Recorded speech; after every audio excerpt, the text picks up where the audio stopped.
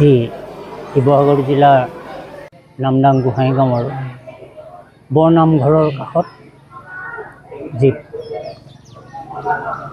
এই নাট্য মন্দিৰ আছে, এই নাট্য মন্দিৰতে গোহাঁই গাঁওবাসীয়ে ন পুৰণি বোৱাৰী সন্মিলনী বুলি এখন সভা অনুষ্ঠিত কৰিছিলে। ইয়াত কেইবাটাও বিষয় দিছিলে, বিশেষকৈ চিত্ৰাংকন, কবিতা, সাধু আৰু আবৃত্তি, এইকেইটি বিষয়ৰ ওপৰতে আমাক আজি প্ৰথম অনুষ্ঠানটি মুকলি কৰিবৰ কাৰণে আমাক অনুৰোধ জনাইছিল। আমি সঁচাকৈয়ে এই অনুষ্ঠানটি এটা বৰ নতুন অনুষ্ঠান হিচাপে আমি গ্ৰহণ কৰিছিলোঁ আৰু মই আজি ৭৫ বছৰ বয়সতো মই এনেকুৱা অনুষ্ঠানত উপভোগ কৰিবলৈ পোৱা নাছিলোঁ। সেয়েহে মই হেঁপাহেৰে আহি এই প্ৰেক্ষাগৃহত মই এই অনুষ্ঠানভাগি উদ্বোধন কৰিলোঁ। ইয়াত যিসকল কণ মইনা মইনী আৰু আই মাতৃ আছিল, সমস্ত ধৰণৰ উল্লাস আৰু উদ্দীপনা দেখি ভকত বৈষ্ণৱসকলৰ মই যি তেখেতসকলৰ ইয়াৰ প্ৰতি অনুৰাগ দেখিলোঁ, তাক দেখি মই সঁচাকৈ মই স্তম্ভিত হৈছিলোঁ।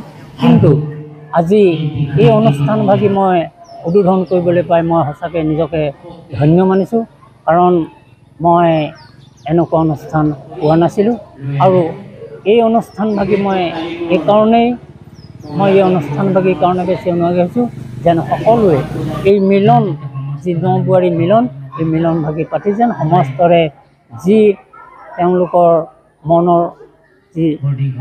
মনৰ যি সংকল্প, তাক যেন ইজনে সিজনৰ বা ইগৰাকীয়ে সিগৰাকীৰ লগত সংকল্প কৰি এনেদৰে আছে কি কথাই ইয়াক কৈ যেন তেখেতলোকেও আনন্দ উপলব্ধি কৰে, তাকে মই কামনা কৰি আমি প্ৰায় ৩ মাহমানৰ পৰা আগৰ পৰা আমি চিন্তা চৰ্চা কৰিছিলোঁ এই অঞ্চলটোত যাতে আমাৰ যিসকল বিয়া দিয়া ছোৱালী, এই ছোৱালীবিলাকক আমি একগোটা কৰিব পৰা যায় নেকি।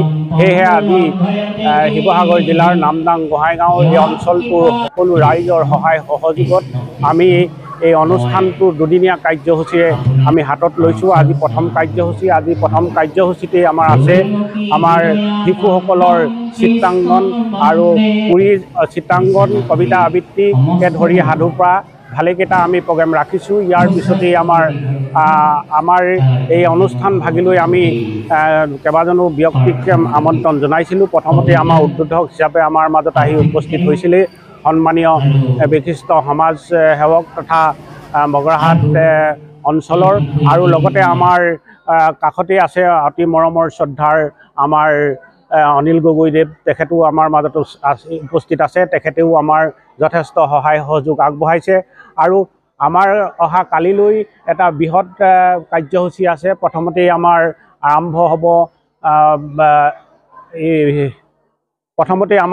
হ'ব আমাৰ যিসকল বিয়া দিয়া ছোৱালী, তেখেতলোকক আমি চিনাকি পৰ্ব এটা ৰাখিছোঁ। তাৰ পিছতেই আমাৰ বাকী কাৰ্যসূচী আমি আগুৱাই লৈ যাম। ৰাতিৰ ভাগলৈ আমাৰ দিনৰ ভাগতে মুকলি সভা হ'ব। তাৰ পিছতেই আমাৰ কাৰ্যসূচী ৰাতিৰ ভাগলৈ আমাৰ সাংস্কৃতিক সন্ধ্যা আৰম্ভ হ'ব, আৰু সাংস্কৃতিক সন্ধ্যালৈ আমি শিশুসকলৰ শিল্পীৰ দ্বাৰা যাতে আমি এই অনুষ্ঠানটো আগুৱাই লৈ যাব পাৰোঁ, তাৰ বাবে আমি চিন্তা চৰ্চা আগবঢ়াইছোঁ। আৰু যিসকল আমাৰ ইয়াত জীয়াৰী আহিব লাগিছিল, তেখেতলোকেও হয়তো বিশেষ কাৰণত আজি এই অনুষ্ঠান ভাগিলৈ আহি উপস্থিত হ'ব নোৱাৰিব পাৰে। আমি তেখেতলোককো আমি ইয়াৰ পৰাই তেখেতলোকক শ্ৰদ্ধা আৰু ভক্তি জনাইছোঁ, যাতে তেখেতলোকে যদিও আমাৰ এই অঞ্চলটোত আহি উপস্থিত হ'ব নোৱাৰিলে, তথাপিতো তাৰ পৰাই যাতে তেখেতলোকে আমাৰ এই অনুষ্ঠানটোৰ প্ৰতি সহায় সহযোগ তথা লগতে আমাৰ এই শ্ৰদ্ধা ভক্তিবিলাক যাতে এই অনুষ্ঠানৰ লগতে আমাৰ জ্যেষ্ঠ কনিষ্ঠ সকলোকে যাতে একেলগে থাকি একেটা দিশতে যাতে আগুৱাই নিব পৰা যায়, এই মানসেৰে যাতে সকলোবিলাক পৰামৰ্শ আগবঢ়াব বুলি আমি আশা ৰাখিছোঁ। আৰু জীয়াৰীসকলে যি তেখেতলোকৰ সতি সন্তান আছে, তেখেতলোককো আমি আমাৰ এই অনুষ্ঠানটোৰ জৰিয়তে আমি আশীৰ্বাদ জনাইছোঁ, যাতে তেখেতলোকৰ সতি সন্তানবিলাকো যাতে এক সবল দিশত আগবাঢ়ি যাওক, এখন সুস্থ সবল সমাজ গঢ়াৰ লগতে যাতে গোটেই অঞ্চলটোৰ বা এখন দেশৰ যাতে সুনাগৰিক হৈ যাতে তেখেতলোকৰ সুনাম অৰ্জন কৰিব পাৰে তাৰ বাবে মই মোৰ জীয়াৰীসকলক মই ইয়াৰ পৰাই মোৰ অন্তৰৰ পৰা মই আশীৰ্বাদ জনাইছোঁ যাতে সকলো সুখ আৰু শান্তিয়ে থাকে। ধন্যবাদ।